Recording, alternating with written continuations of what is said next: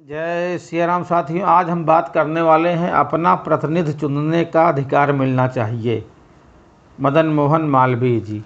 हाँ, तो हम आगे बढ़ते हैं।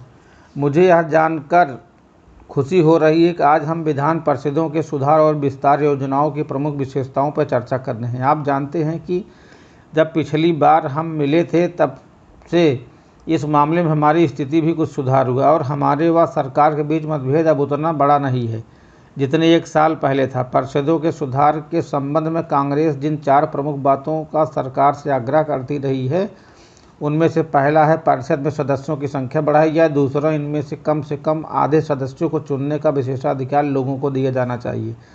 तीसरा, बजट हर साल परिषद के सामने पेश किया जाना चाहिए। और चौथे, सदस्यों को सार्वजनिक सरोवर के प्रश्नों पर कार्यपालिका से पूछताछ करने का अधिकार होना चाहिए। वासराय ने अपनी परिषद में पिछले बजट पर चर्चा के दौरान अपने संबोधन में हमें आश्वस्त किया कि उनकी सरकार ने इनमें से 3 मांगों को मानने का निर्णय लिया है, यानी परिषद का विस्तार, उनके सामने हर साल बजट की प्रस्तुति चाहे कोई नया लगाया जाए या नहीं, और प्रशासन की किसी भी शाखा के संबंध में सरकार से पूछताछ करने का अधिकार।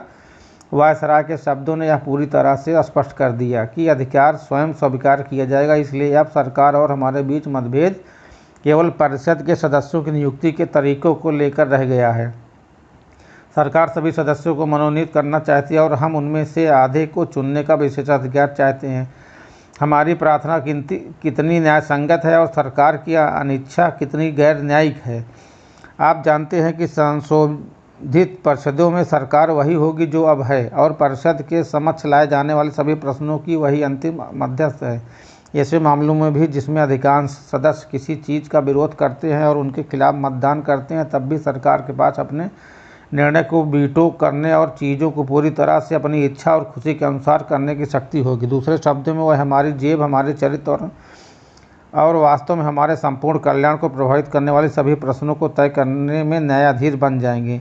जिस एकमात्र विशेषाधिकार के लिए हम प्रार्थना कर रहे हैं वह यह है कि हमें अपनी चिंताओं और स्थिति को पूरी तरह से उनके सामने प्रस्तुत करने के लिए अपने पार्षदों को चुनने की अनुमति दी जाए, और सरकार हमें इसकी भी अनुमति देने को तैयार नहीं है। वह हमारे मुद्दों की पैरवी करने के लिए अपनी पसंद की पार्षद नियुक्त करेंगे। हम ऐसा महसूस करते हैं कि हमारे पास इसके वाजिब कारण हैं कि यदि वह हमें पार्षदों के चुनाव में अपने विवेक का इस्तेमाल करने की अनुमति देते हैं तो हमारी स्थिति बहुत बेहतर होगी।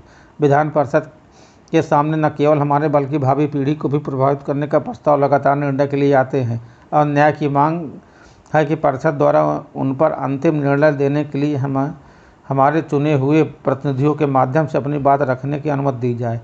हम दृढ़ता से महसूस करते हैं कि अब हमें इस सरल और सही विशेषाधिकार का प्रयोग करने से नहीं रोका जाना चाहिए। जय सिया राम सीताराम। वीडियो अच्छी लगी तो चैनल को सब्सक्राइब जरूर।